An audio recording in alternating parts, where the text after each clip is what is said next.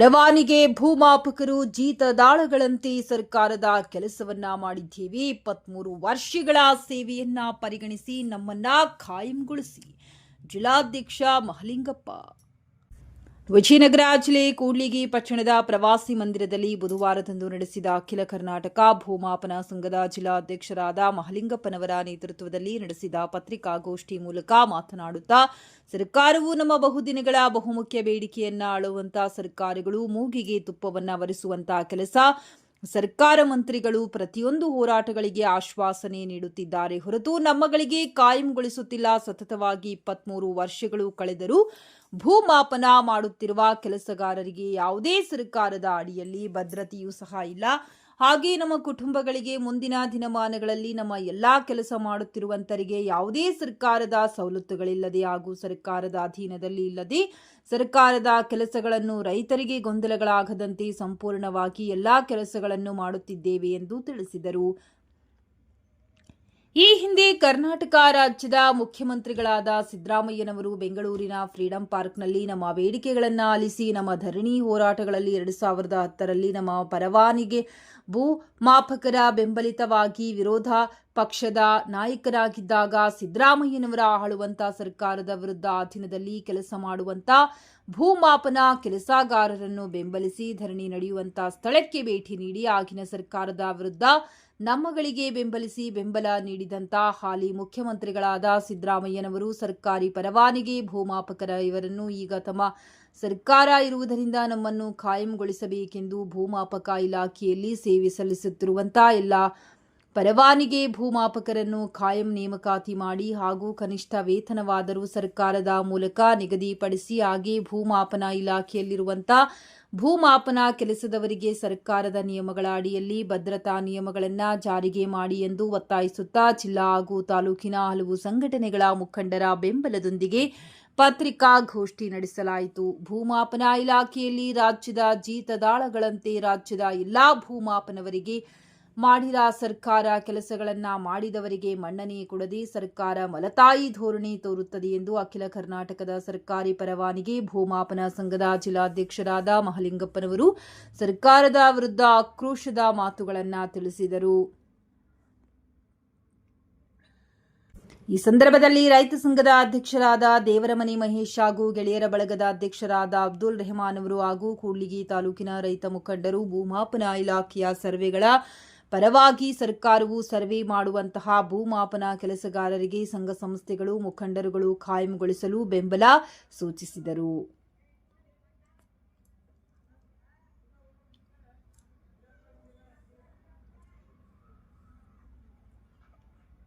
ಅಖಿಲ ಕರ್ನಾಟಕ ಭೂಮಾಪನ ಸಂಘದ ಅಧ್ಯಕ್ಷರಾದ ಕೆ ಮಂಜಣ್ಣ ಇವರು ನಮ್ಮ ಪತ್ರಿಕಾಗೋಷ್ಠಿ ಮೂಲಕ ಮಾತನಾಡಿದರು. ಈ ಸಂದರ್ಭದಲ್ಲಿ H Prakash, M T Nagaraj, N K Sharanappa, Durgappa, K Nagaraj, B Y Thippesh, B Praveen Kumar, C R Veeresh, G R Thippeswamy, A K Nagaraj ಇನ್ನೂ ಉಪಸ್ಥಿತರಿದ್ದರು.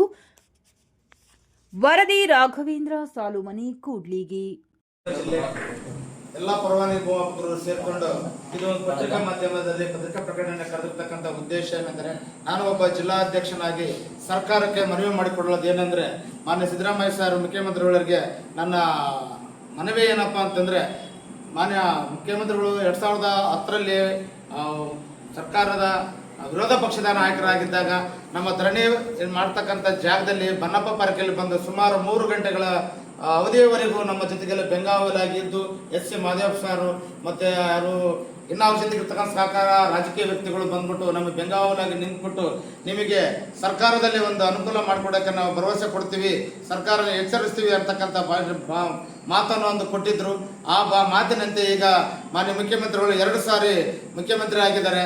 ಇವರ ಅವಧಿಯಲ್ಲಿ ನಮ್ಮಲ್ಲಿ ಇರ್ತಕ್ಕಂಥ 4,800 ಜನ ಪರವಾನಗಿ ಭೂಮಾಪಕರನ್ನು ಕಾನೂನಿನ ಪ್ರಕಾರ ಕಾಯಮಾತೆ ಮಾಡಲೇಬೇಕು ಅಂತ ಕೇಳ್ತಕ್ಕಂಥ ಬೇಡಿಕೆ ಮೊದಲನೇ ನನ್ನ ಬೇಡಿಕೆ ಆಗಿರುತ್ತದೆ. ಮತ್ತು ಇದು ಸ್ವಲ್ಪ ಕಾನೂನು ತೊಡಕಿಂದ ಲೇಟ್ ಆಗೋ ಸಮಯ ಬಂದರೆ ಕನಿಷ್ಠ ವೇತನ ಇಲ್ಲ ಸಮಾನ ಕೆಲಸಕ್ಕೆ ಸಮಾನ ವೇತನ ಆಗುವವರೆಗೂ ಯಾವುದೇ ಕಾರಣಕ್ಕೆ ರಾಜ್ಯಾದ್ಯಂತ ನಾವು ಮುಷ್ಕರವನ್ನು ಕೈಬಿಡುವುದಿಲ್ಲ ಅಂತಕ್ಕಂಥ ಸರ್ಕಾರವನ್ನು ಎಚ್ಚರಿಸಲಿಕ್ಕೆ ಬಯಸುತ್ತೇನೆ. ಮತ್ತು ಮಾನ್ಯ ಮುಖ್ಯಮಂತ್ರಿಗಳು ನಮ್ಮೆಲ್ಲ ಪರವಾನಗಿ ಭೂಮಾಪಕರಿಗೆ ಅನುಕೂಲ ಮಾಡಿಕೊಟ್ರೆ ಅವ್ರ ಫೋಟೋ ಹಾಕ್ಕೊಂಡು ನಾವೆಲ್ಲ ಹೆಂಡ್ರು ಮಕ್ಕಳು ಅವರು ಇರ್ತಕ್ಕಂಥ ಅವ್ರಿಗೆ ನಾವು ಚಿರಋಣಿಯಾಗಿರುತ್ತೇವೆ ಅಂತಕ್ಕಂಥ ಮಾತನ್ನು ತಿಳಿಯಲು ಬಯಸುತ್ತೇನೆ. ಇಲ್ಲಿ ನಮ್ಮ ಕೂಡ್ಲಿಗಿ ತಾಲೂಕಿನಲ್ಲಿ ಇರ್ತಕ್ಕಂಥ ಸಂಘ ಸಂಸ್ಥೆಗಳಾಗಿರ್ತಕ್ಕಂಥ ನಾವೆಲ್ಲ ರೈತ ಸಂಘದವರು, ಇನ್ನು ಅತಿಥಿ ಸಂಘಗಳು ಇರ್ತಕ್ಕಂಥ ಎಲ್ಲ ಪದಾಧಿಕಾರಿಗಳು ಇಲ್ಲಿ ಬಂದು ನಮ್ಮ ಹೋರಾಟಕ್ಕೆ ಬೆಂಬಲವನ್ನು ಸೂಚಿಸಿದ್ದಕ್ಕೆ ಬಹಳ ಸಂತೋಷವನ್ನು ವ್ಯಕ್ತಪಡಿಸುತ್ತೇನೆ. ಈ ಹೋರಾಟ ಯಾವುದೇ ಕಾರಣಕ್ಕೆ ನಮಗೆ ಅನುಕೂಲ ಅಂದರೆ ಕಾಯಮಾತಿ ಇಲ್ಲ ಕನಿಷ್ಠ ವೇತನ, ಸಮಾನ ಕೆಲಸಕ್ಕೆ ಸಮಾನ ವೇತನ ಆಗೋವರೆಗೂ ಯಾವುದೇ ಕಾರಣಕ್ಕೆ ನಾವು ಮುಂದೆ ಉಗ್ರ ಹೋರಾಟ ಮಾಡಲಿಕ್ಕೂ ನಾವು ಮುಂದುವರಿತೀವಿ ಅಂತಕ್ಕಂಥ ಮಾತನ್ನ ಈ ಸಂದರ್ಭದಲ್ಲಿ ಹೇಳಲು ವ್ಯಕ್ತಪಡಿಸುತ್ತೇನೆ. ತಾಲೂಕಾದ್ಯಂತ ಆಗಿರ್ಬೋದು, ಜಿಲ್ಲೆಯಾದ್ಯಂತ ಆಗಿರ್ಬೋದು, ವಿಭಾಗವಾರ ಆಗಿರ್ಬೋದು, ಇಲ್ಲ ರಾಜ್ಯಾದ್ಯಂತ ವಿಧಾನಸೌಧದ ಮುಂದ್ಗಡೆ ಧರಣಿ ಮಾಡ್ತಕ್ಕಂಥದ್ದಾಗ್ಬೋದು. ಇದು ಯಾವುದೇ ಕಾರಣಕ್ಕೆ ನಮ್ಮ ಅನುಕೂಲ ಆಗಲಿಲ್ಲ ಅಂದ್ರೆ ಮುಂದೆ ಉಗ್ರ ಹೋರಾಟ ಮಾಡಿ ನಾವು ಸರ್ಕಾರದ ವಿರುದ್ಧ ಕೂಗಾಡ್ಬೇಕಂತಕ್ಕಂಥ ಮಾತನ್ನ ಹೇಳ್ಬೇಕಂತ ನಾನು ಬಯಸ್ತಾ ಇದ್ದೀನಿ. ವಿಜಯನಗರ ಜಿಲ್ಲೆ ಜಿಲ್ಲಾ ಅಧ್ಯಕ್ಷರು, ಪರವಾನಗಿ ಭೂಮಾಪಕರ ಸಂಘದ ಜಿಲ್ಲಾ ಅಧ್ಯಕ್ಷ ಆಗಿರ್ತಕ್ಕಂಥ ಮಹಾಲಿಂಗಪ್ಪ ನಾನು. ಇದು 2002ರಿಂದನೂ ನಮ್ಮ ಪರವಾನಗಿ ಭೂಮಾಪಕರು ರಾಜ್ಯಾದ್ಯಂತ ನಡೆದಿದೆ. ಅದು ಹಂತ ಹಂತವಾಗಿ ನಡ್ಕೊಂತ ಬಂದಿರತಕ್ಕಂಥದ್ದನ್ನು ಅದನ್ನು ಸವಿರವಾಗಿ ಹೇಳ್ಕೊಂತ ಹೋದರೆ ತಿರುಗಳೇ ಸಾಕಾಗಲ್ಲ. ಬಟ್ ಇವತ್ತಿನ ಹಂತದಲ್ಲಿ ಬಂದು ನಮ್ಮ ಹೋರಾಟ ಸ್ಥಿತಿಗತಿ ಏನಿದೆ, ನಮ್ಮ ಜೀವನದ ರೂಪಣೆ ಏನಿದೆ, ಈಗ ಮಕ್ಕಳ ಮರಿ ಸಮಸ್ಯೆ ಏನಿದೆ, ಇವತ್ತೊಬ್ಬ ಪರವಾನಗಿ ಲಾಸ್ಟಲ್ಲಿ ಇರ್ತಕ್ಕಂಥ ಪರವಾನಗಿ ಭೂಮಾಪಕರ ಸಮಸ್ಯೆ ಏನಿದೆ, ಅಲ್ಲೇನಿಂದ ಒಬ್ರು ಚೆನ್ನಾಗಿರ್ಬೋದು, ಒಬ್ರು ಕೆಳಗಿರ್ಬೋದು ಅಂತಕ್ಕಂಥ ಹಿತದೃಷ್ಟಿಯಿಂದ ನಾನು ಮಾತಾಡೋಕ್ಕೆ ಇಷ್ಟಪಡ್ತೀನಿ. ಬಟ್ ನಾವು ಪ್ರತಿ ಹೋರಾಟ ಮಾಡ್ಕೊಂತ ಬಂದಿದ್ವಿ. ಹೋರಾಟ ಮಾಡ್ಕೊಂತ ಬಂದಾಗ ಲಾಸ್ಟ್ ಟೈಮ್ 2023ರಲ್ಲಿ ಸಹ ಹೋರಾಟ ಮಾಡಿದ್ವಿ. ಆಗ ಸಂಬಂಧಪಟ್ಟಿರ್ತಕ್ಕಂಥ ನಮ್ಮ ಸರ್ಕಾರದವರು ಪ್ರತಿ ಹಂತದಲ್ಲಿಯೂ ನಮಗೆ ರೆವೆನ್ಯೂ ಮಿನಿಸ್ಟರ್ ಇರ್ಬೋದು, ಮತ್ತು CMಗಳು ಇರ್ಬೋದು, ಮತ್ತು ಯಾರೇ ನಮಗೆ ಸಂಬಂಧಪಟ್ಟಿರ್ತಕ್ಕಂಥ ರಾಜ್ಯಕ್ಕೆ ವ್ಯಕ್ತಿ ಇರ್ಬೋದು, ನಮಗೆ ಬೆಂಗಾವಲಾಗಿ ನಿಂತುಕೊಂಡು ನಿಮಗೆ ಸಹಕಾರ ಮಾಡ್ತೀವಿ ಅಂತಕ್ಕಂಥ ಭಾವನೆಯನ್ನು ತೋರಿಸ್ಬಿಟ್ಟು ವ್ಯಕ್ತಪಡಿಸಿದ್ದಾರೆ. ಆದರೆ ಪ್ರತಿ ಹಂತದಲ್ಲಿ ನಾನು ಒಂದು ಹೇಳ್ಕೊಂತ ಹೋಗ್ತೀನಿ. ಮೊನ್ನೆ ಸರ್ವೆ ಡೇ ಆಯಿತು ಹೋದ ವರ್ಷ 2025ರಲ್ಲಿ. ಈ ಸಂಘದ ಮನವಿಯನ್ನು ಸಲ್ಲಿಸಿದಾಗ ಮಾನ್ಯ ಮುಖ್ಯಮಂತ್ರಿಗಳು ಅವರಿಗೆ ನಮಗೆ ಆಶ್ವಾಸನೆ ಕೊಟ್ಟಿದ್ದರು. ಅದರಡಿಯಲ್ಲಿ ಭೂಮಿ ಒಂದ್ಸತಿ ವಿಶೇಷ ನೇಮಕಾತಿಯನ್ನು ಇವರು ರೆಡಿ ಮಾಡಲಿಕ್ಕೆ ಮಾನ್ಯ ಕಾರ್ಯದರ್ಶಿಗೆ ಲೆಟರ್ ಬರೆದಿರ್ತಕ್ಕಂಥ ವಿಚಾರನ ನಾನು ಪತ್ರಿಕಾ ಮಾಧ್ಯಮ ತೋರಿಸೋಕ್ಕೆ ಇಷ್ಟಪಡ್ತೀನಿ. ಅದೇ ರೀತಿಯಾಗಿ 2010ರಲ್ಲಿ ಮಾನ್ಯ ಮುಖ್ಯಮಂತ್ರಿಗಳು ವಿರೋಧ ಪಕ್ಷ ನಾಯಕರಾಗಿದ್ದಾಗ ನಮ್ಮ ಪರವಾನಗಿ ಭೂಮಾಪಕರ ಧರಣಿ ಸ್ಥಳಕ್ಕೆ ಬಂದು ಕನ್ನಪ್ಪ ಪಾರ್ಕ್ನಲ್ಲಿ ಸುಮಾರು 3 ಗಂಟೆಗಳ ಕಾಲ ಬಂದು ಧೋರಣೆಯನ್ನು ಮಾಡಿರ್ತಕ್ಕಂಥ ಫೋಟೋ ಸಹ ನಾನು ಧರಣಿಯಲ್ಲಿ ಕೂತ್ಕೊಂಡು ಫೋಟೋ ಅರಬತ್ತಲೇ ಫೋಟೋ ಮಾಡಬೇಕಾದ್ರೆ ಬಂದು ನಮಗೆ ಕಳಿಸ್ತಕ್ಕಂಥ ಪತ್ರಿಕೆ ತಿಳಿದುಪಡಿಸುತ್ತೇನೆ. 2 ಸತಿನೂ ಬಂದು ಅವರು ನಮ್ಮ ಪರವಾಗಿ ಹೋರಾಟ ಮಾಡಿ ಈಗ ಆಲ್ರೆಡಿ ನಮ್ಮ CM ಇದ್ದಾರೆ. ಹಾಗಾಗಿ ಅವ್ರ ಮನೆ ಒಲಿಸ್ಬಿಟ್ಟು ಅವ್ರಿಗೆ ನಮ್ಗೊಂದು ಅನುಕೂಲ ಮಾಡಿಕೊಡ್ಬೇಕು ಅಂತಕ್ಕಂಥ ಪತ್ರಿಕೆಯಿಂದ ಅವರಿಗೆ ನೀವೆಲ್ಲ ಮೊದಲು ಈ ಥರ ಆಶ್ವಾಸನೆ ಕೊಟ್ಟಿದ್ರಿ, ಹೀಗಾಗಿ ಇವ್ರನ್ನ ನೆನೆಗುದಿಗೆ ಬಿಟ್ಟಿದ್ದೀರಾ, ಇವರು ನಿಮ್ಮ ಮಕ್ಕಳು ಅಂತ ತಿಳ್ಕೊಂಡ್ಬಿಟ್ಟು ಅವ್ರಿಗೊಂದು ಅನುಕೂಲ ಮಾಡಿಕೊಡ್ರಿ ಅಂತ ಕೇಳ್ತಕ್ಕಂಥದ್ದು ನಿಮ್ಮಿಂದ ಆಗ್ಬೇಕು ಅಂತ ನಾನು ಕೇಳ್ಕೊಳ್ತಿದ್ದೀನಿ. ಮತ್ತು ಮಾನ್ಯ ಅಡ್ವೊಕೇಟ್ ಜನರಲ್ ಸಹ ಇದಕ್ಕೆ ಲೀಗಲ್ ಒಪಿನಿಯನ್ ಇವರು ಒಂದ್ಸತಿ ವಿಶೇಷ ಮಾಡಿಕೊಳ್ಬೇಕು. 2ನೇ ದರ್ಜೆ ಭೂಮಾಪಕರ ಹುದ್ದೆಯಲ್ಲಿ ವಿಲೀನಗೊಳಿಸಬೇಕು, ಯಾವುದೇ ಕಾನೂನು ತೊಡಕು ಬರುವುದಿಲ್ಲ ಎನ್ನುವ ಕಾನೂನು ಸಲಹೆ ಸಹ ನೀಡಿರ್ತಕ್ಕಂಥ 2013ರಲ್ಲಿ ಕೊಟ್ಟಿದೆ. ಅದನ್ನು ಸಹ ನಿಮಗೆ ಸಲ್ಲಿಸಿಕೊಡ್ತೀನಿ. ಮತ್ತು ಭೂದಾಸ 88 ಮಟ್ಟದಲ್ಲಿ ಪರವಾನಗಿ ಭೂಮಾಪಕರ 1 ಬಾರಿ ವಿಶೇಷ ನೇಮಕಾತಿ ಮಾಡಲು ನಡೆದ ನಡವಳಿಕೆ ಪ್ರತಿ ಸಹ ಇದೆ. ಪತ್ರ 11 ಪೇಜ್ ಇದೆ, ಅವರು ಕೂಡ ಕೊಡ್ತೀನಿ. ಭೂಮಾಪನ ಇಲಾಖೆಯ ವೃತ್ತ ಮತ್ತು ನೇಮಕಾತಿ ನಿಯಮಗಳನ್ನು ತಿದ್ದುಪಡಿ ಮಾಡಿ ಪರವಾನಗಿ ಭೂಮಾಪಕರನ್ನು 1 ಬಾರಿ ವಿಶೇಷ ನೇಮಕಾತಿಯಲ್ಲಿ ಸರ್ಕಾರ ಭೂಮಾಪಕರನ್ನು ವಿಲೀನಗೊಳಿಸುವ ಬಗ್ಗೆ ದಿನಾಂಕ 5/3/2015ರಲ್ಲಿ ನಡೆದ ಸರ್ಕಾರದ ನ್ಯಾಯಮೂಲ ಪತ್ರ ಸಹ ಇದೆ. ದಿನಾಂಕ 2007/11 ಪ್ರಚಲಿತ ನಿಯಮಗಳನ್ನು ತಿದ್ದುಪಡಿ ಮಾಡಿ ಪರವಾನಗಿ ಭೂಮಾಪಕರನ್ನು 1 ಬಾರಿ ವಿಶೇಷ ನೇಮಕಾತಿ ಮಾಡಲು ಪ್ರಸ್ತಾವನೆಯ ತಿದ್ದುಪಡಿ ತಂದು ಸಚಿವ ಸಂಪುಟದಲ್ಲಿ ಅನುಮೋದನೆ ಮಾಡಲು ಸಲ್ಲಿಸಿದ್ದು ಸೂಚಿಸಿದ ಟಿಪ್ಪಣಿ ಸಹ ಇದೆ. ದಿನಾಂಕ 9/6/2023 ಪರವಾನಗಿ ಭೂಮಾಪಕರನ್ನು ಸರ್ಕಾರಿ ಭೂಮಾಪಕರ ಹುದ್ದೆಯಲ್ಲಿ ವಿಲೀನಗೊಳಿಸುವಂತೆ ರಾಜ್ಯದ ಉಚ್ಚ ನ್ಯಾಯಾಲಯದ ಆದೇಶದ ಕಾಪಿ ಸಹ ಇದೆ. ಅದೆಲ್ಲವೂ ನಮ್ಮ ಫಾರಮೇ ಕೊಟ್ಟಿದೆ. ಮಾನ್ಯ ಭೂಮಾಪನ ಇಲಾಖೆಯಲ್ಲಿ ಪರವಾನಗಿ ಭೂಮಾಪಕರ ನೇಮಕಾತಿ ರೀತಿಯಲ್ಲಿ ನೇಮಕಾತಿ ಹೊಂದಿದ್ದ ನಕಲು ತಯಾರಕರನ್ನು ಕಾಪಿಸ್ಟ್ ಅಂತ ತಗೊಂಡಿದ್ರು. ಅವರು ಒಂದ್ಸತಿ ಕಾಪಿಸ್ಟ್ ಅಂತೇಳಿ ಈ ಥರ ನಮ್ಮ ಸಾಹೇಬ್ರ ಹತ್ರ ಭೇಟಿ ಆಗಿದ್ದೀವಿ, ಮೊನ್ನೆ ಈಗ PS ಹತ್ರ ಭೇಟಿ ಆಗಿದ್ದೀವಿ, ಮತ್ತೆ ಲೀಗಲ್ ಅಡ್ವೈಸರ್ ಹತ್ರ ಸಹ ಹೋಗಿ ಎಲ್ಲ ಮಾಹಿತಿಗಳನ್ನು ತಿಳಿಸಿ ಬಂದಿದ್ದೀವಿ. ಹಾಗಾಗಿ ನಮ್ಮದೇನಂದ್ರೆ ಈಗ ನಮ್ಮ ಕೆಳಹಂತದಿಂದ ತಾಲೂಕಿನಲ್ಲಿ ಇರ್ತಕ್ಕಂಥ ಕೆಳಮಟ್ಟದಿಂದ ಇರ್ತಕ್ಕಂಥ ಸಂಘ ಸಮಿತಿಗಳು, ರೈತ ಸಂಘಗಳು ಮತ್ತು ಇರ್ತಕ್ಕಂಥ ಪತ್ರಿಕಾ ಪ್ರಕಟಣೆಯವರ ಮುಖಾಂತರ ನಾವು ಒಂದು ಎಚ್ಚರಿಕೆ ಕೊಡಿಸ್ಬಿಟ್ಟು ನಮ್ಮ ಪರವಾಗಿ ನೀವು ಇದ್ದೀರಾ ಅಂತಕ್ಕಂಥ ಭಾವನೆಯನ್ನು ನಿಮ್ಮಿಂದ ವ್ಯಕ್ತಪಡಿಸೋದಕ್ಕೋಸ್ಕರ ಈ ಒಂದು ಪತ್ರಿಕಾ ಮಾಧ್ಯಮವನ್ನು ಏರ್ಪಡಿಸಬೇಕಂತ ಅನಿವಾರ್ಯ ಪರಿಸ್ಥಿತಿಯಲ್ಲೇ ಮಾಡಿದ್ವಿ. ನಾವು ಯಾವತ್ತೂ ಈ ಥರ ಎಲ್ಲೆಲ್ಲೋ ಕೂಗಾಡೋದಾಗಲಿ ಏನೂ ಮಾಡೋದಾಗಲಿ ಮಾಡಿಲ್ಲ.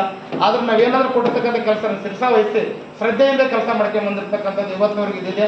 ಬಟ್ ನಾವು ಇಷ್ಟು ಶಾಂತಿಯುತಿಯಿಂದ 23 ವರ್ಷ ಕೆಲಸ ಮಾಡಿದ್ರು ನಮಗೆ ಹಿಂಗೆ ಮಕ್ಕಳಾಗಿದೆಯಲ್ಲ ಈಗ ಅಂತಕ್ಕಂಥ ಭಾವನೆ ನಮಗೆ ಭಾಳ ನೋವು ಕೊಡ್ತಾ ಇದೆ. ಈಗ ಮಕ್ಕಳು ಎಜುಕೇಷನ್ ಮಾಡಬೇಕು, ಮಕ್ಕಳು ಮದುವೆಗಳು ಮಾಡಬೇಕು.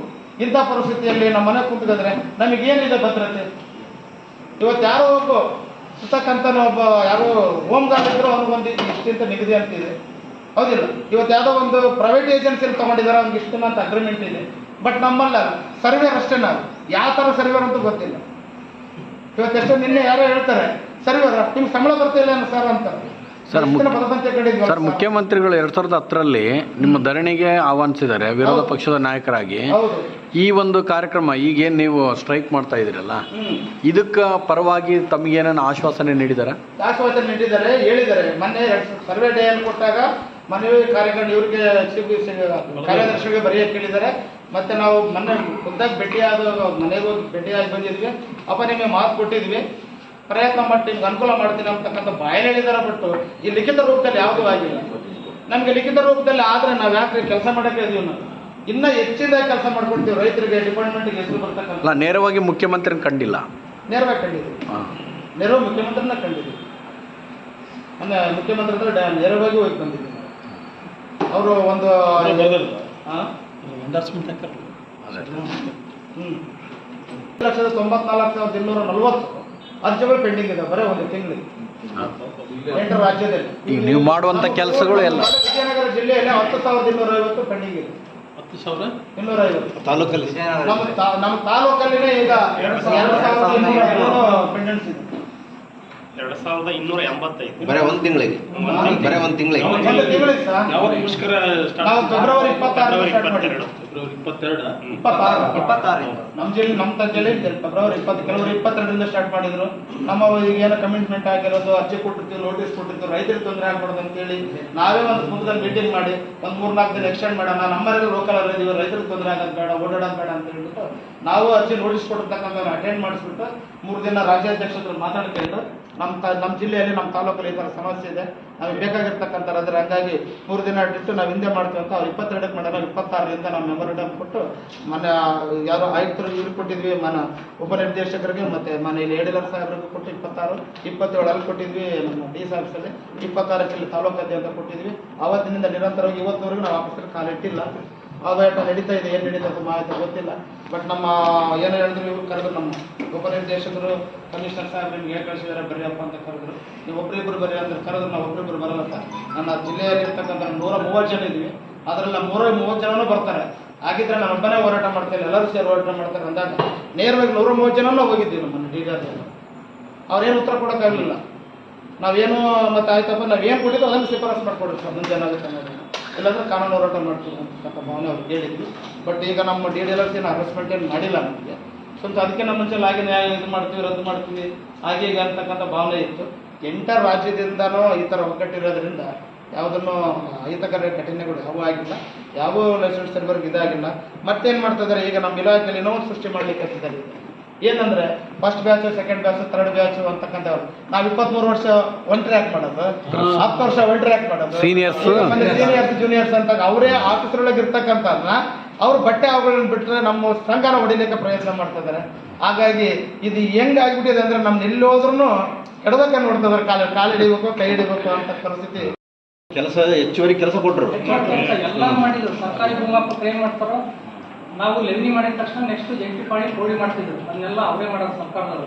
ಕೋಡಿ, ಅದ್ಬಸ್ತು, ಅಲಿನೇಷನ್ನು, TMG ಅಂತ ಎಲ್ಲ ಮಾಡಿದ್ರು. ಮತ್ತು ಅದು ಫೀಲ್ಡ್ ವರ್ಕ್ ಅಲ್ಲದೆ ಕಚೇರಿಯಲ್ಲಿ ಆಕಾರಗೊಂಡಾಟೆ, ಸ್ವಾಮಿತ್ವ, ಸ್ವಾವಲಂಬಿ ಎಲ್ಲರೂ 94C, 94CC ಇದು ಈ ವಿಚಾರವಾಗಿ ಎಲ್ಲ ಮಾಡಲಿಕ್ಕೆ ನಮ್ಗೆ ಯಾವುದೇ ಬೇಜಾರಿಲ್ಲ. ಎಲ್ಲ ಅವ್ರು ಯಾವುದೇ ಕೆಲಸ ಕೊಟ್ಟರು ಸಕ್ಸಸ್ ಮಾಡಿದ್ದೀವಿ, ಅದ್ರ ಬಗ್ಗೆ 2 ಮಾತೇ ಇಲ್ಲ.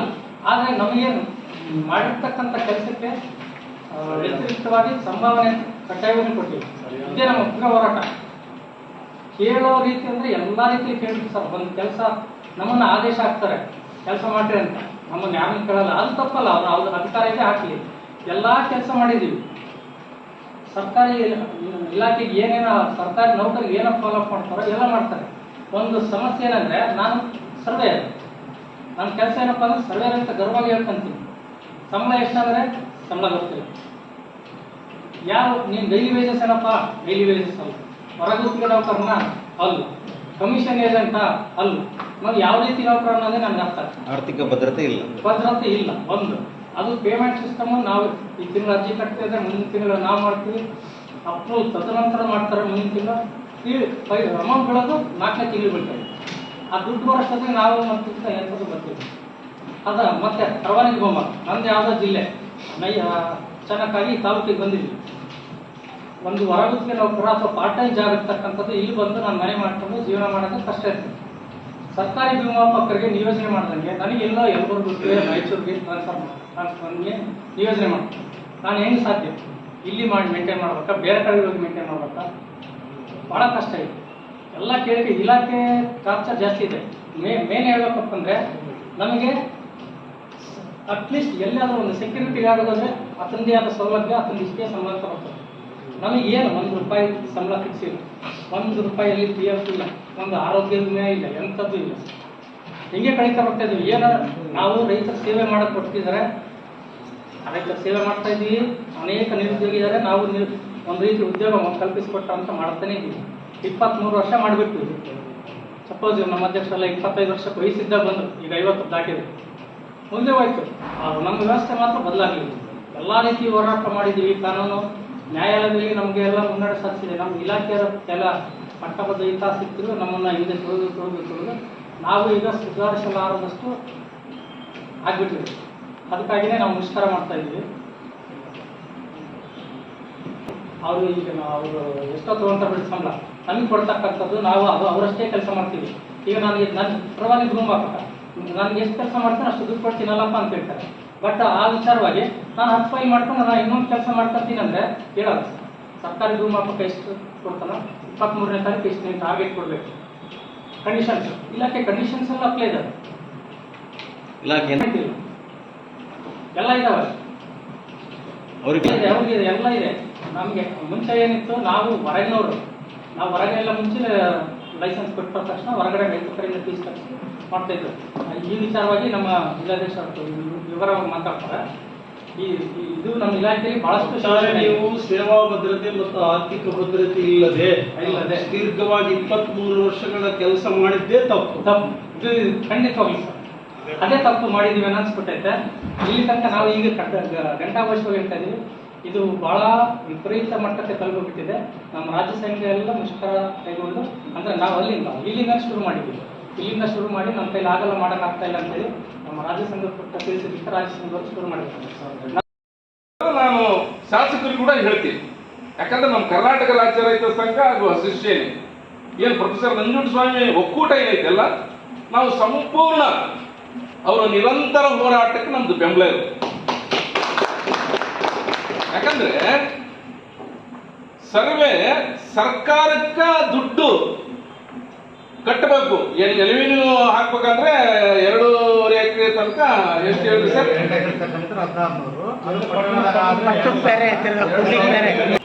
ಆ ಭೂಮಾಪ ಇಲಾಖೆ ಏನ್ ಕಮಿಷನರ್ ಅದರಲ್ಲ, ಇದನ್ನ ಚರ್ಚೆ ಮಾಡೋದು ಗೊತ್ತಿದೆ. ರೈತರ ಮೇಲೆ ಇದು ಹಾಕ್ತಾನೆ. ಆ ಅಮೌಂಟ್ ನಲ್ಲಿ ಎಷ್ಟು ಜನ ದಿನಗೂಲಿ ಸರ್ವೇರ್ ಆದರೆ ಅವ್ರಿಗೆ ಒಂದು ಸಮಾನ ವೇತನ ಕೂಡ ನಾವು ಕೊಡಬೇಕಂತ ಇದನ್ನು ಪ್ರಸ್ತಾಪನ ಕಂದಾಯ ಸಚಿವರಲ್ಲಿ ಯಾಕೆ ವ್ಯಕ್ತಪಡಿಸ್ತಾ ಇಲ್ಲ? ಅಂದ್ರೆ ಇವರು ಹೇಳಿದ ಪ್ರಕಾರ, ಮಾಲಿಂಗಪ್ಪರು ಹೇಳಿದ ಪ್ರಕಾರ ಜೀತದಾಳಾಗೆ ಇವ್ರು ಇರ್ಲಿ, ಕೆಲಸ ಮಾಡಬೇಕು, ಇವ್ರು ಪಟ್ಟ ಹಾಕ್ಬಾರ್ದು, ಪಟ್ಟ ಆಯ್ತಂದ್ರೆ ನಮಗೆ ಬಗ್ಗಲ್ಲ, ಈ ಒಂದು ಕೆಟ್ಟ ಮನೋಭಾವನೆ ಮೇಲಾಧಿಕಾರಿಗಳು ಇರೋದ್ರಿಂದ ಇವ್ರು ಒಂಥರ ತುಳಿತಕ್ಕೆ ಒಳಗಾಗಿ ಲೆಕ್ಕಕ್ಕ ಮಾಡಿಬಿಟ್ಟದ ಇಲಾಖೆ. ಅದಕ್ಕೆ ದಯವಿಟ್ಟು, ಯಾಕಂದ್ರೆ ಇಚ್ಛಾಶಕ್ತಿ ಇರಬೇಕು, ಸರ್ಕಾರದಲ್ಲಿ ಇಚ್ಛಾಶಕ್ತಿ ಇರಬೇಕು. ಶರ್ಮಾ ಅವರು ದಿನಗೂಲಿ ನೌಕರು ಸುಮಾರು 76-78ರಿಂದ ಲೋಕೋಪಯೋಗಿ, ಇದು ಪಿಡಬ್ಲ್ಯೂ, ಜೆಡ್ಪಿ, ಅರಣ್ಯ ಇಲಾಖೆ ಎಲ್ಲ ಇಲಾಖೆಯಲ್ಲಿ ದಿನಗೂಲಿ ನೌಕರಿದ್ದು. ನಾನು ಸಹ ದಿನಗೂಲಿ ನೌಕರ ಸಂಘದ ಅಧ್ಯಕ್ಷತೆ, ನಾನು ಫಾರೆಸ್ಟ್ ನಲ್ಲಿ ಕ್ಲರ್ಕ್ ಆಗಿ ಕೆಲಸ ಬಿಟ್ಟು ಬಂದೆ. ಅವಾಗ ನಿರಂತರ ಹೋರಾಟದಿಂದ ಅವರು ಕಾನೂನು ಹೋರಾಟನ ಮಾಡಿದ್ರು, ಸರ್ಕಾರ ಕೂಡ ಹೋರಾಟ ಮಾಡಿದ್ರು. ಶರ್ಮಾ ಅವರು ಹೋರಾಟ ಇದ್ರಲಿಂದ ಬಂಗಾರಪ್ಪ CM ಇದ್ರು. ಮತ್ತೆ CM ಇದ್ದಾಗ ಅವ್ರನ್ನ ಚರ್ಚೆ ಮಾಡಕ್ ಕರೆದು ಎಷ್ಟು ಜನ ಅದರ ಮಾಡಿದಾಗ ನಾನೇ ನೋಡಿನಿ. ಆಫೀಸ್ನಲ್ಲಿ ನೆಲದಾಗ ಕೂತ್ಕೊಂಡು ಇವರು ಸರ್ವೆ ಮಾಡ್ಕೊಂಡು ಪುರುಸತ್ತಿಲ್ಲ ಸರ್ ಹಿಂಗೈತೆ ಮಹೇಶಣ್ಣರೇ ಅಂತ ನಾಗರಾಜಪ್ಪ ಸದ್ಯ ಇದು ಮಾಡ್ಬೇಡ್ರಿ ಅನ್ನೋದು. 3 ತಿಂಗಳು ಮಾಡೋ ಕೆಲಸ 3 ದಿನದಾಗ ಮಾಡಿ ತ್ವರಿತವಾಗಿ ಅವೆಲ್ಲ ರೆಕಾರ್ಡ್ ತರಿಸೋದು ಗೊತ್ತೈತಿ. ಬೆರಳಿಕೆ ಎಷ್ಟು ಇರ್ತಕ್ಕಂಥ ಇವ್ರನ್ನ ಹಿಂದೆ ಏನು ಬಂಗಾರಪ್ಪ ಮಾಡಿದ್ರಲ್ಲ ಪರ್ಮನೆಂಟು, ಆಮೇಲೆ ಎಷ್ಟೋ ಜನ ಅವರು ಏಜಿನ ಮೇಲೆ ಅಪಾಯಿಂಟ್ಮೆಂಟ್ ತುಂಬಿಕೊಂಡ್ರು. ಈ ನಮ್ಮ ಕೊತ್ಲಮ್ಮ ಐತಲ್ಲ, ಅವ್ರ ಏಜಿನ ಮೇಲೆ ಬಂಗಾರಪ್ಪ CM ಇದ್ದಾಗ ಅವರು ಲೆಕ್ಚರಾಗಿ ತಗೊಂಡ್ರು, ಇಂಟರ್ವ್ಯೂಲೇ ಏನಿಲ್ಲ. ಈಗ ಇಷ್ಟು ಜನ ಸೇವೆ ಸಲ್ಲಿಸ್ಯಾರಂದಾಗ ಇದ್ರ ಬಗ್ಗೆ ಮೊನ್ನೆ ಕೂಡ ಅಪಾಯಿಂಟ್ಮೆಂಟ್ ನಾವು ಇಷ್ಟು ಜನ ತುಂಬ್ತೀವಿ ಅಂತ ಹೇಳ್ತಾರೆ. ಇಂಥ ಸಂದರ್ಭದಲ್ಲಿ ನಮ್ಮ ಮಾನ್ಯ ಶಾಸಕರು, ನಾನು ನಿಮಗೆಲ್ಲ ಹೇಳ್ತೀನಿ, ನಮ್ಮ ಮಾನ್ಯ ಶಾಸಕರಿಗೆ ನಿಮ್ಮ ಈ ಒಂದು ವಿಚಾರವನ್ನು ಹಿಂದೆ ಯಾವ ರೀತಿ ದಿನಗೂಲಿ ನೌಕರರು ತುಂಬಿದ್ರು ಅದೇ ರೀತಿ ಸಹ ನಮಗೆ ಇಷ್ಟು ವರ್ಷ ಆಗಿದೆ. ಇನ್ನು ನಾಳೆ ನಮ್ದು ಹೆಂಗ ಜೀವನ ಬೇಡ. ಈಗೇನು ಕೆಲವರು ನಿವೃತ್ತಿ ಸ್ಟೇಜಿಗೆ ಬಂದಾರ ಅವರಿಗೆ ಒಂದು ಪರ್ಮನೆಂಟ್ ಮಾಡಿ, ಬಹಳಷ್ಟು ಜನ ಏನಿಲ್ಲ. ಅದನ್ನ ಸದನದಲ್ಲಿ ಮಾನ್ಯ ಶಾಸಕರು, ಶ್ರೀನಿವಾಸ ಶಾಸಕರು ನೀವು ಮಾತಾಡ್ಬೇಕಂತ ನೀವು ಮನವಿ ಕೊಡ್ಬೇಕಂತ ನಾನು ನಿಮಗೆ ಹೇಳ್ತಾ ಇದ್ದೀನಿ. ಹಾಗೇನೆ ಎಲ್ಲ ಹಡಗಲಿ ಆಗಿರ್ಬೋದು, ದಿನಗೂಲಿ ತುಂಬ್ರಿ, ನೀವು ಫೋಟೋ ಇಟ್ಕೊಂಡು ಅಲ್ಲಿ ಪೂಜೆ ಮಾಡ್ತೀವಿ, ಇಲ್ಲ ನಾವು ವಿಷಯ ಕುಡಿತೀವಿ ಫ್ರೀಡಂ ಪಾರ್ಕ್ ಹತ್ರ ಬಂದು ಅಂತಂದು ನೀವು ಪ್ರತಿಭಟನೆ ಮಾಡಬೇಕು. ಹಾಗೇನೆ ಒಂದು ಮನವಿ ಕೊಡ್ರಿ, ಒಂದು ತಾಲೂಕು ಕಾಯಂ ಆಗೋ ತನಕ ನೀವು ಕೊಟ್ಟು ಹಿಡ್ಕೊಂಡು ನೀವು ಬಿಡಬಾರ್ದು ಅಂತ ಹೇಳಿ ನಾವು ನಿಮ್ಗೆ ಬೆಂಬಲ ಕೊಡ್ತೀವಿ ಅಂತ ಹೇಳಿ ನಾನು ಅನ್ಯಾಯ ನೋಡಿದೆ ಇದ್ರೆ ನಿಜವಾಗ್ಲೂ ಎಲ್ಲೋ ಒಂದು ಮೂಲೆಯಲ್ಲಿ ನಿಮ್ಮವ್ರು ನಿಮಗೆ ತುಳಿತಾ ಇದ್ದಾರೆ ನಾವು ಅನಿಸ್ತಾ ಇತ್ತು. ಯಾಕಂದ್ರೆ ನಿಮ್ಮ ಭಾವನೆಗಳು ಅದು ಮಾತು ಹೃದಯದಿಂದ ಬರ್ತಾ ಇದೆ, ನಾಲ್ಗಿಂದ ತಲೆಯಿಂದ ಬರ್ತಾ ಇಲ್ಲ. 25-26 ವರ್ಷ ಆ ಸೇವೆ ಸಲ್ಲಿಸಿದ್ರಿ, ನಿಮಗೆ ಆದಂತ ಒಂದು ಯಾವುದು ಅದ್ಭುತಿಲ್ಲ ಅಂತ ಹೇಳಿದ್ರೆ ಇದು ದೊಡ್ಡ ದುರಂತ. ಈಗ ನೋಡಿದ್ರೆ ಆಹಾಕಾರ ನಡೀತಾ ಇದೆ. ಎಲ್ಲಿ ನೋಡಿದ್ರು ಓದಿರೋದಿದ್ದಾರೆ, ಅವರಿಗೆಲ್ಲ ವಿದ್ಯಾವಂತರು ಇದ್ದಾರೆ, ಅವರಿಗೆಲ್ಲ ಕೆಲಸ ಇಲ್ಲ. ಕೆಲಸ ಮಾಡೋರಿಗೆ ಕೂಲಿ ಇಲ್ಲ. ಇದೆಂತ ದುರಂತ ರೀ ಇದು. ಸಮಾಜದಲ್ಲಿ ಇಂಥ ದುರಂತ ನಾವು ನೋಡೋದಕ್ಕೆ ನಿಜವಾಗ್ಲೂ ಬಹಳ ಖಂಡನೆ ಮಾಡ್ತಾ ಇದೀವಿ ನಾವು. ನಮ್ಮ ದೇಶದಲ್ಲಿ ಎಷ್ಟೊಂದು ಸಮಸ್ಯೆಗಳಿದೆ, ಆ ಸಮಸ್ಯೆಯಲ್ಲಿ ಇದೊಂದು ದೊಡ್ಡ ಸಮಸ್ಯೆನೇ ಅಂತ ಹೇಳೋದಕ್ಕೆ ತಪ್ಪಾಗಲ್ಲ. ಯಾಕಂದ್ರೆ ಈ ದೇಶದಲ್ಲಿ ರೈತನೇ ನಮ್ಮ ದೇಶದ ಬೆನ್ನೆಲುಬು. ಎಲ್ಲರೂ ಇರ್ತಕ್ಕಂಥವ್ರು ರೈತಾಪಿ ಜನರೇ, ರೈತರ ಭೂಮಿಗಳನ್ನೇ ಅಳತಿ ಮಾಡ್ತಾ ಇರ್ತಕ್ಕಂಥದ್ದು. ಯಾವ ರೈತ ಕೂಡ ಕೈ ಬಿಚ್ಚಿ 10,000 ರೂಪಾಯಿ 1,000 ರೂಪಾಯಿ ಕೊಡಂತಾರ ಇರೋಲ್ಲ. ನೀವೇನು ಹೋದ್ರೆ ಕೂಡ 500, 400, 1,000 ರೂಪಾಯಿ ಕೊಟ್ರೆ ಬಹಳ ಹೆಚ್ಚು. ಅಂತದ್ರಲ್ಲಿ ನಿಮ್ಮ ಎಲ್ಲಾ ಸಮಸ್ಯೆಗಳನ್ನ, ನೀವು ಪೆಟ್ರೋಲು, ನಿಮ್ ಜೊತೆಗೆ ಬರ್ತಕ್ಕಂಥವ್ರನ್ನ, ನೀವು ಊಟದ್ದು, ಇವೆಲ್ಲದ ನೋಡ್ಕೊಂಡು ನೀವು ಈಗ ಒಂದು ಸೇವೆ ಕೊಡ್ತಾ ಇದ್ರಿ ಅಂದ್ರೆ ನಿಜವಾಗ್ಲೂ ಸರ್, ನಿಜವಾಗ್ಲೂ ಬಹಳ ದೊಡ್ಡ ಕೆಲಸ ಅಂತ ಹೇಳಕ್ ಇಷ್ಟಪಡ್ತಾ ಇದ್ದೀನಿ. ಸೇವೆನೇ ಸೌಭಾಗ್ಯ ಅಂತಾರಲ್ಲ, ಆ ಸೇವೆ ನಿಮಗೆ ಸಿಕ್ಕಿದೆ ಏನಂತ ಹೇಳಿದ್ರೆ ಅದ್ರ ಜೊತೆಯಲ್ಲಿ ಸರ್ಕಾರಗಳು ಗಮನ ಹರಿಸ್ಬೇಕು. ಯಾಕಂತ ಹೇಳಿದ್ರೆ ಈಗಿನ ಒಂದು ಸಮಸ್ಯೆಗಳು ನೋಡ್ತಾ ಇದ್ರೆ, ಒಂದು ಮಾರ್ಕೆಟ್ ನಲ್ಲಿ ಹೋದ್ರೆ ತರಕಾರಿ ತೊಗೊಳಕ್ಕೆ ಕಮ್ಮಿ ಅಂದ್ರೆ ಕೂಡ 50 ರೂಪಾಯಿ ಕೆಜಿ ಇದೆ. ಎಲ್ಲದು ಏನ್ ತಂದ್ರು 50 ರೂಪಾಯಿ ಕೆಜಿ ಇದೆ. ನಿಮ್ಗೆ ಯಾಕೆ ಗಮನ ಹರಿಸ್ತಾ ಇಲ್ಲ? ಯಾಕೆ ಹರಿಸ್ಬಾರ್ದು? ಇವರು ಯಾರೋ ಒಂದು AC ರೂಮ್ ನಲ್ಲಿ ಕುಂತಿರತಕ್ಕಂತ ಅಧಿಕಾರಿಗಳಿಗೆ ನೀವು ಕೊಟ್ಟರಂತ ಫೈಲ್ ಮೂವ್ ಮಾಡಿದ್ರೆ ಮಾತ್ರ ಅವ್ರ ಕೆಲಸ ಆಗ್ತದೆ. ನೀವು ಇವತ್ತು ಸರ್ವೆ ಮಾಡ್ಕೊಂಡ್ಬಂದು ಅವ್ರಿಗೆ ಕೊಟ್ರೆ ಮಾತ್ರ ಸರ್ಕಾರಿ ಅಧಿಕಾರಿಗಳು, AC ರೂಮ್ ನಲ್ಲಿ ಕುಂತಿರಂತ ಅಧಿಕಾರಿಗಳು ಮುಂದೆ ನಡೀತಾ ಇದೆ, ಸರ್ಕಾರ ನಡೀತಾ ಇದೆ. ಒಂದು ವೇಳೆ ಇದೇ ರೀತಿ ಮುಂದೆ ನಡೆದ್ರೆ ಎಲ್ಲಾ ರೈತರು ಏನಾರ ಎದ್ದು ಕುಂತ್ರೆ ಯಾವ ಸರ್ಕಾರ ನಿಂದಿರ್ತ ಸ್ವಾಮಿ? ಖಂಡಿತವಾಗ್ಲೂ ಯಾವ ಸರ್ಕಾರ ನಿಂದ್ರಲ್ಲ. ದಯವಿಟ್ಟು ಇವ್ರಿಗೆ ಕೊಡ್ತಕ್ಕಂಥ ಯಾವ ಸೌಲಭ್ಯಗಳಿದೆ ಮೊದಲೇ ಅವರಿಗೆ ಕೊಡುವಂತ ಒಂದು ಪ್ರಯತ್ನ ನೀಡ್ರಿ. ಯಾಕಂತ ಹೇಳಿದ್ರೆ ಇವರೇ ನಮಗೆ ಈಗ ಅಣ್ಣ ತಮ್ಮಂದು ಪಾಲು ವಿಭಾಗ ಆದ ತಕ್ಷಣನೇ ತಮ್ಮನ ಭಾಗ ತಮ್ಮಗ್ ಬೇಕು, ಅಣ್ಣನ ಭಾಗ ಅಮ್ಮಗ್ ಬೇಕು. ಡೈರೆಕ್ಟ್ ಆಗಿ ಮೊದಲೇ ಇದ್ದಂಗೆ ಇಲ್ಲ. ಈಗ ಎಲ್ಲ ಆನ್ಲೈನ್ ಇದೆ. ಈಗ ನಾನೇ 10 ಬಸ್ನಲ್ಲಿ 42,000 ರೂಪಾಯಿ ಒಂದ್ಸರಿ ಕಟ್ಟಿದ್ದೀನಿ. ಅದು ಯಾವುದೋ ಒಂದು ಸಣ್ಣ ಒಂದು ತಾಂತ್ರಿಕ ದೋಷ, ಆ ಕಡೆ ಚಕ್ಬಂದಿ ಫೇಲ್ಯೂರ್ ಆಯ್ತು, ಪೂರ್ವದ್ದು ಪಶ್ಚಿಮಾಗಿದೆ, ಪಶ್ಚಿಮದ ಉತ್ತರಕ್ಕಾಗಿದೆ. 42,000 ರೂಪಾಯಿ ಕಟ್ಟಿದ್ದೀನಿ ನಾನು. ಮತ್ತೆ ಅದನ್ನ ಕೇಳಿದ ತಕ್ಷಣ ಅವರು ಪಾಪ ಸರ್ವೇರ್ ಬಂದು ಎಂತ ಕೆಲಸ ಮಾಡ್ತಿರಲ್ಲ ಸರ್, ನೀವೊಂದು ಮಾತು ನಮ್ಗೆ ಹೇಳಿದ್ರೆ ನಾವು ಮಾಡ್ಕೊಡ್ತಿದ್ವಿ, ಬಂದು ಇದೇನೋ ಒಂದು ಸರಿಪಡಿಸ್ಕೊಟ್ಟಿದ್ವಿ. ಆಯ್ತಪ್ಪ, ಇದು ಕಾನೂನೊಳಗೆ ಏನೋ ಇದಕ್ಕೇನೋ ದಾರಿ ಇದೆಯಾ?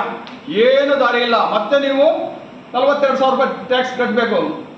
ಅದು ಕಟ್ಟಿದ ಮೇಲೆ ನಮಗೆ ಒಂದು ನೋಟಿಸ್ ಬರ್ತದೆ ಅಂತ. ಈಗ ನಾನು ಕಟ್ಟು ಬಂದು ಸುಮಾರು ನಾನು 26-27 ದಿನ ಆಗಿದೆ, ನನಗೆ ಸಮಸ್ಯೆ ಬಂದಿದೆ ಇಲ್ಲಿ. ನನ್ನ ಒಪ್ಪನ ಸಮಸ್ಯೆ ಇಲ್ಲ. ಇಲ್ಲಿ ಸಾಕಷ್ಟು ಕರ್ನಾಟಕದಲ್ಲಿ ಇರ್ತಕ್ಕಂಥ ಗೆಲ್ತಿರೋಲ್ಲ. ನೀವು ಇಲ್ಲಿ ಏನು ಕಷ್ಟ ಪಡ್ತಾ ಇದ್ದಾರೆ ಅಂತ. ಇವ್ರು ನಡು ಬಿಸಿಲಿನಲ್ಲಿ ಚೈನ್ ಎಳ್ಕೊಂಡು ಹೋಗ್ತಾ ಇದ್ದಾರೆ. ಸುಮಾರು 1.5 ಕಿಲೋಮೀಟರ್ 2 ಕಿಲೋಮೀಟರ್ 3 ಕಿಲೋಮೀಟರ್ ಚೈನ್ ಎಳಿತಾರೆ ಇವರು. ಅವ್ರ ಪರಿಸ್ಥಿತಿಗಳು ನೀವು ಕೂಡ ಅರ್ಥ ಮಾಡ್ಕೋಬೇಕು. ಚೀಫ್ ಸೆಕ್ರೆಟರಿಗಳು ನಾವು ನಮ್ಮ ಮೊನ್ನೆ ಶಾಸಕರು ಒಂದು ಮಾತು ಹೇಳಿದ್ರು ಮೊನ್ನೆ, ನಿಜವಾಗ್ಲೂ ಬಹಳ ಗಂಭೀರವಾದಂತ ಮಾತು. ಒಂದು ಆರೋಗ್ಯ ಇಲಾಖೆಗೆ ಒಂದು ದುಡ್ಡು ಬಂದಿದೆ, ಆ ದುಡ್ಡನ್ನ ರಿಲೀಸ್ ಮಾಡೋದಕ್ಕೋಸ್ಕರ ಮುಖ್ಯಮಂತ್ರಿ ಒಪ್ಪಿದ್ರು ಕೂಡ ಚೀಫ್ ಸೆಕ್ರೆಟರಿ ಹೋಗ್ತಾ ಇಲ್ಲ. ಯಾವ್ದಿದೆ ನ್ಯಾಯ? ಎಲ್ಲಿದೆ ನ್ಯಾಯ? ನಮ್ಮ MLA ಅದನ್ನೇ ಒತ್ತಿ ಪ್ರಸ್ತಾಪ ಮಾಡ್ತಾ ಇದ್ದಾರೆ.